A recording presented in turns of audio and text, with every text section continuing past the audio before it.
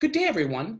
Today we're going to be talking about the wonderful world of gas laws. Specifically, we'll be looking at the relationship between the number of moles of gas, the volume, the pressure, and the temperature of a given sample.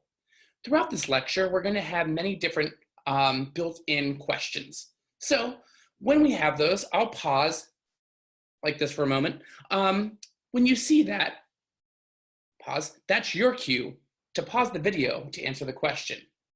Let's get to it. We're starting with a question. So if we were to compare the relative inter versus intramolecular forces in a sample of N2, how would they compare?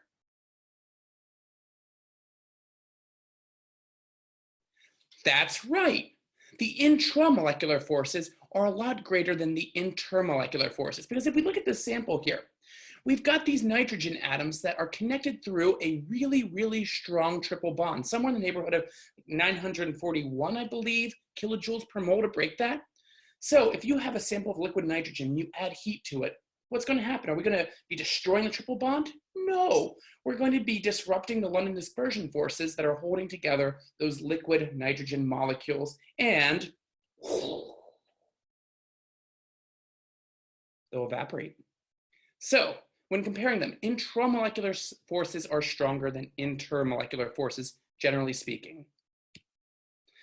Okay, in order to understand gas laws, we need to start talking about something called pressure. What is pressure? Well, pressure is actually the force that's caused by molecules striking surfaces or a given container. To define pressure, we use the SI unit of the Pascal. A Pascal is 1 Newton of force over 1 square meter. So it is the force exerted on a given surface area. So down here, we have two different examples. One example where we have one gas molecule bouncing around, and then another one where we have 4 gas molecules bouncing around. So if everything else was kept the same, i.e. we had the same volume and we had the same temperature, the one that has 4 times as much gas would have 4 times as much pressure, because there's going to be, if you were to space it out over a reasonable amount of time, 4 times as many collisions from those gas molecules on the container walls. So again, assuming that we're keeping volume and temperature same, the more gas you have, the more pressure there's going to be, because there's going to be more collisions, and there's going to be more collisions on the container walls. More collisions means more pressure. So there are lots of different units used for pressure. We already talked about the Pascal. One that we can probably relate to is an atmosphere. So an atmosphere is literally the amount of pressure exerted from the column of air that goes above us if we're at sea level. And actually, the atmosphere exerts a great deal of pressure at sea level. 1.01 times 10 to the 5th pascals, that is notable, and it's important for us. Now, that being said, as you go up higher and higher in elevation, there is a smaller and smaller column of air. So that's why pressure gets lower up at high altitudes, like in the mountains. Another type of pressure that you might be familiar with are pounds per square inch. If you've ever filled up a tire, oftentimes PSI are utilized there. In general chemistry, generally speaking, we're going to be using atmospheres because it's a very useful unit. And also torr and millimeters of mercury. And it turns out torrs and millimeter of mercury are equal to each other. So 1 atmosphere is 760 torr. It's also 760 millimeters of mercury.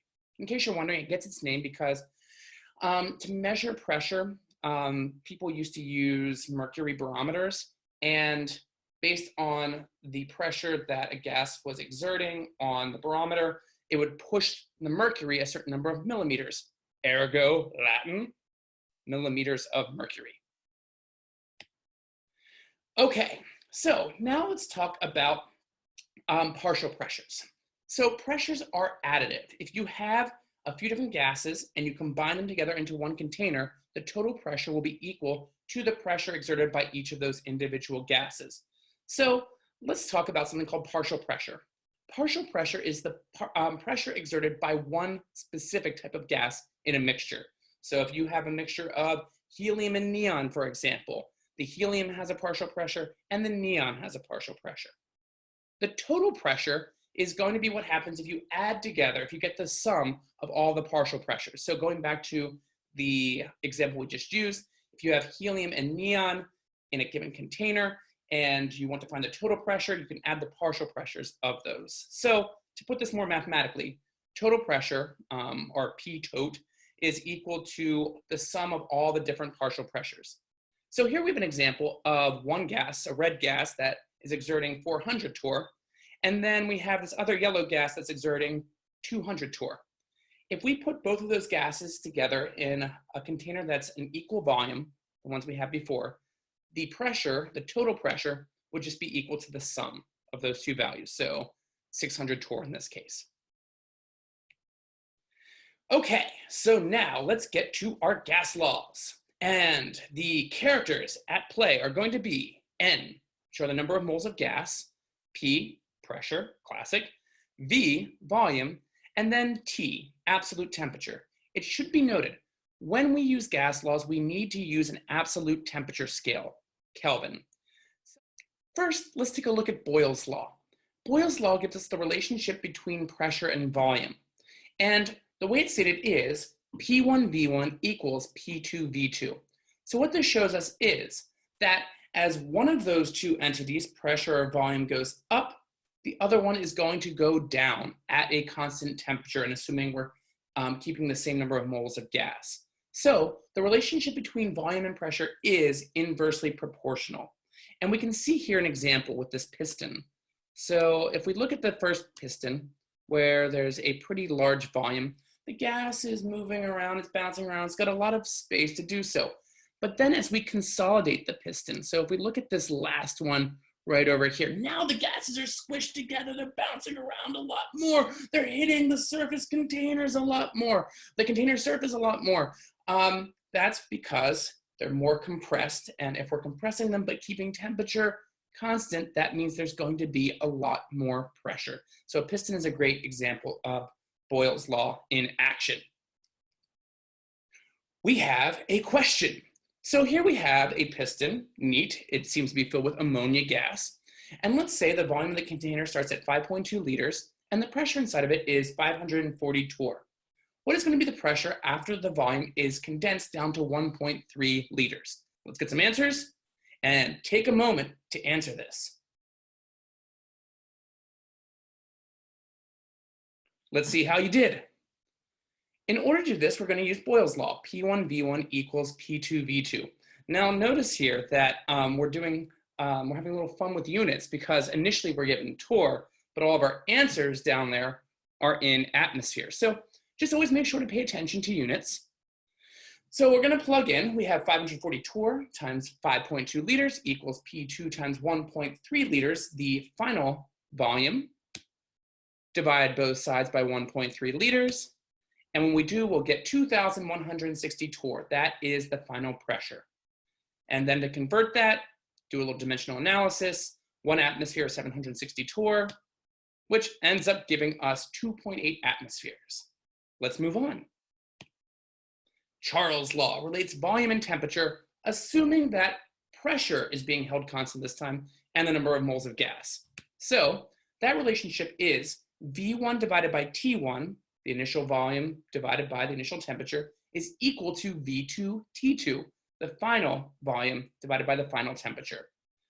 What this shows us is the relationship between volume and temperature is directly proportional. As we increase the temperature, the volume is going to increase, assuming everything else is held constant.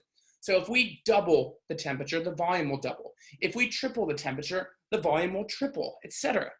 A classic example of this is a hot air balloon, and I think we might have a question dealing with that. We do! Let's consider the following balloon.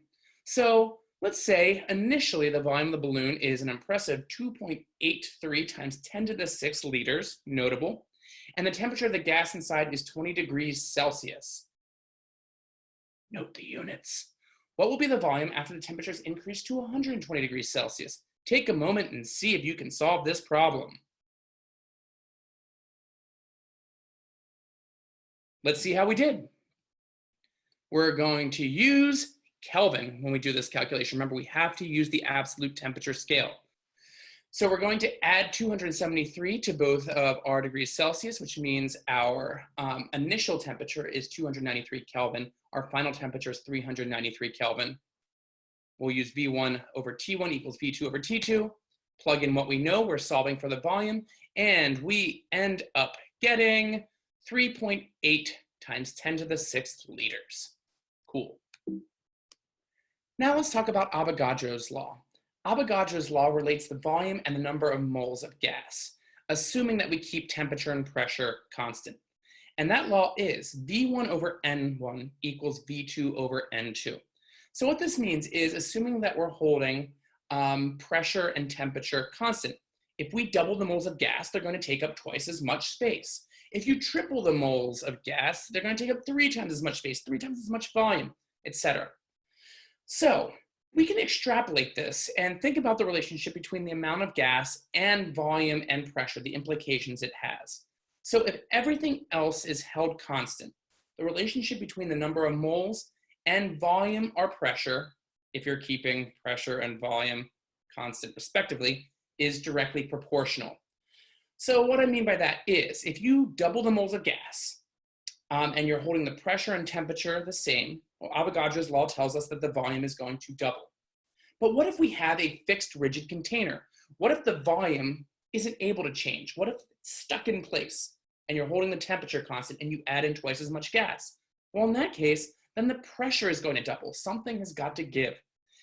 Using that same example, if we have a rigid container and we remove half the gas, what's going to happen to the pressure? Well, it's going to get cut in half too, et cetera, et cetera, et cetera. So oftentimes, we're not holding specific things constant. Everything can change. So sometimes if you double the moles of gas, for example, maybe there's implications in both the volume and the pressure. It's not always just one thing that changes. So now let's see how we can relate a number of changes at once. So now let's combine these all together to create some sort of ultimate gas law. If moles of gas are held constant and you're changing volume, temperature, or pressure, we can use this relationship. P1V1 over T1 equals P2V2 over T2. If we are changing the number of moles of gas, well, we can throw them into this relationship as well. And then we get P1V1 over N1T1 equals P2V2 over N2T2. This is the only thing that you need if you're trying to figure out how the pressure, temperature, volume, and moles of gas change if you change the other factors. This actually combines all these other ideal gas laws together. So let me show you what I mean.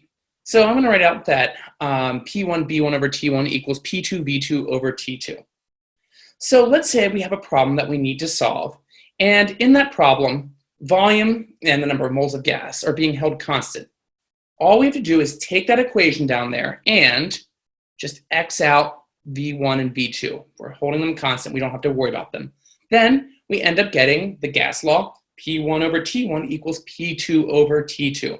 So really, this is the only gas law you need if you're changing the volume, the pressure, the temperature, or the moles of gas. And then you can just selectively kind of hide out the things that are being held constant, and voila, you have everything you need.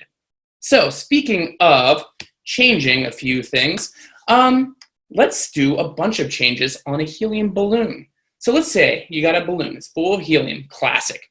It's 1 liter, 1.5 atmospheres at 5 degrees Celsius. Okay, we want to know what will the volume be after if we cut the moles of helium in half. So helium's really small. It might be permeating out of our balloon.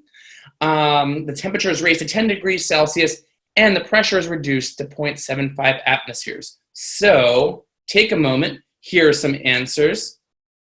Be cognizant of your units when you're doing this. Take a moment and see if you can solve this problem. Let's see how we did. So believe it or not, it's a sort of circuitous process, but our balloon ends up being actually about 1 liter when it's all said and done. So here we have our super combined gas law, P1V1 over N1T1 equals P2V2 over N2T2. Throw in our numbers. The moles of gas are arbitrary. It turns out we could actually calculate the number based on the information that we were given before, but we don't need to do that. Let's just say that N2 is equal to 1/2 of N1 because, well, we're told that we have half the amount of gas because half of it leaks out. So then we plug in everything, keeping in mind our units, especially important with temperature because 5 degrees Celsius to 10 degrees Celsius, it might look like we're doubling the temperature, but are we actually doubling it? No, we're not. 5 degrees Celsius to 10 degrees Celsius is actually a pretty tepid change here. So it's actually only taking it from 278 Kelvin to 283 Kelvin. So always make sure to use Kelvin in these ideal gas laws. When it's all said and done and we solve for V2, we end up getting 1.02 liters, about 1 liter. So we made all these changes and it was sort of circuitous, but we ended up back where we started with a 1 liter balloon. Huh, neat. So finally, the ideal gas law. What this is going to do is it's going to allow us, if we know pressure, temperature, volume, moles of gas, etc., we can relate them all together. So the ideal gas law is PV equals nRT, R pivnert. So a note about the gas constant. So we've seen P, we've seen B, we've seen N, we've seen T. What's this R? A gas constant is actually really commonly used in chemistry. There's a number of different incarnations of it. So just make sure that you're using the appropriate value for R, making sure that it's canceling out units appropriately. So for example, if your pressure is in terms of atmospheres, then you want to use R is equal to 0.08206 liters atmospheres per mole Kelvin. If your pressure is in torr, or millimeters of mercury, then you'd want to use 62.36 liters torrs over mole Kelvin. So just be cognizant of that. But what this allows us to do is it allows us to relate at any given state for a sample of gas, the moles of gas, the volume, the pressure, and the temperature. I like to say, when in doubt, pivnert it out.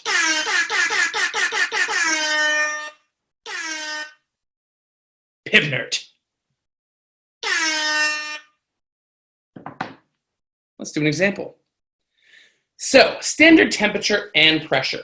Standard temperature and pressure are just a series of conditions that are used to, well, kind of keep an even playing field when discussing gases.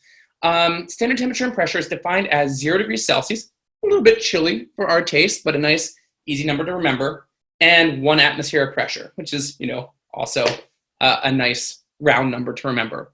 So let's say that you have a sample of gas, 1 mole of gas at 0 degrees Celsius and 1 atmosphere of pressure. What volume would that end up taking up?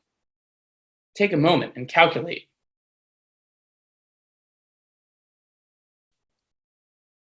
There's some answer choices for you.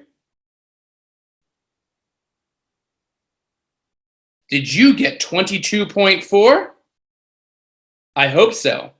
Let's see how we get it. So PV equals nRT, and here, since we're looking at atmospheres, we're going to be using 0.08206 liters atmospheres per mole Kelvin for our value for our gas constant R. We're solving for volume. When we do, we end up getting 22.4 liters. It turns out it doesn't matter what gas we're looking at. If we're considering ideal gases, and we're going to see later, gases deviate from ideal behavior. Ideal behavior makes a number of assumptions that these gases are bouncing around, that they don't have intermolecular forces that are holding them together. There are some assumptions that it makes. But in general, under standard conditions, most gases take up about 22.4 liters. We'll get to see later. There are some slight differences based off of you're looking at like helium versus methane, etc. But in general, they're going to be pretty close to that value. So that concludes this first look at gas laws. Thank you very much for your time. Have a wonderful day.